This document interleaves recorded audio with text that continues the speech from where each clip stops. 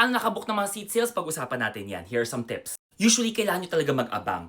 If ever you're on the email list ng mga airlines na to, dito nyo malalaman kung kailan yung may mga promos. Tulad ng mga ganitong emails as well, kasi malalaman mo, okay, kailan ba may seat sale, anong mga dates, and then ano yung mga travel period. So, importante mong malaman kailan ang seat sale para doon ka magbubook, travel period kung kailan mo ibubook yung flight, kung kailan ka lilipad.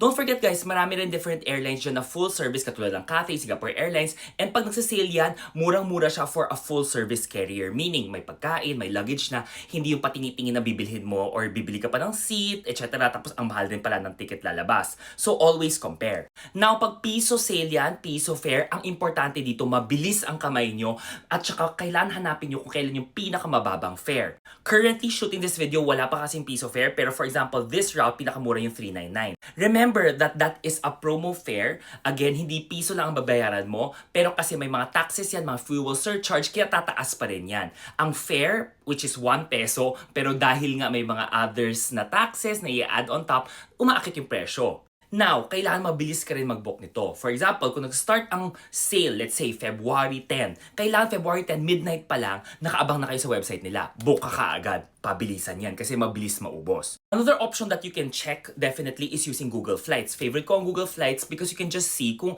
ano pa yung ibang airlines na meron. And dito mako-compare mo rin kung yung mga may yung mga budget carrier at saka meron rin yung mga full service carrier. For this example, I'm just looking at ano mga flights available here. For example, meron Tokyo papuntang Manila to Tokyo, round trip 9,000 for as low as that.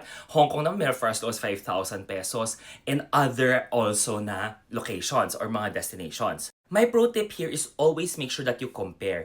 Kasi guys, pag nag-add kayo ng mga luggage sa mga low cost or mga budget carriers na yan, paminsan, nagiging mahal na rin siya and then dapat sumakay na lang kayo let's say ng full service carrier na baka mas mura pa.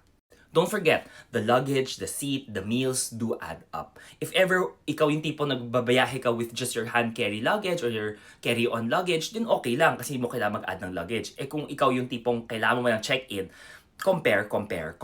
Another tip here is be a member across all of these different airlines na rin. Para if ever may sale, mabilis mo na i-enter yung mga details mo because may profile ka na. So, pag say, nag-book ka na ng flight mo, at least lahat ng previous details mo, nandyan na pangalan mo, passport mo, etc. Click next ka na lang and then pay ka agad. Rather than i-input mo pa isa-isa, tapos ang tagal, baka maubusan ka na ng seats. When booking your hotels, activities, don't forget meron rin sa Klook. May flights rin yan sa Klook. So you can always compare here kung mas mura rin siya.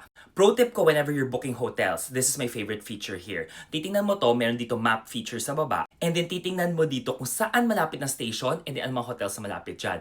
Para you can book the best price or best hotel na pasok sa budget mo. Basta malapit yan sa mga stations, trains, buses, you're good. 'Di ba? Kahit na mas malayo siya ng konti, basta at least malapit siya sa station, makakamura ka pa rin. And of course, lahat ng mga promo codes namin sa Klook, you can definitely use it para at least extra discount ka rin when you're booking. Up to 5% off siya. So yun, I hope this helps. And if ever you have any other questions, mali mo comment down below, gawa natin ng video yan.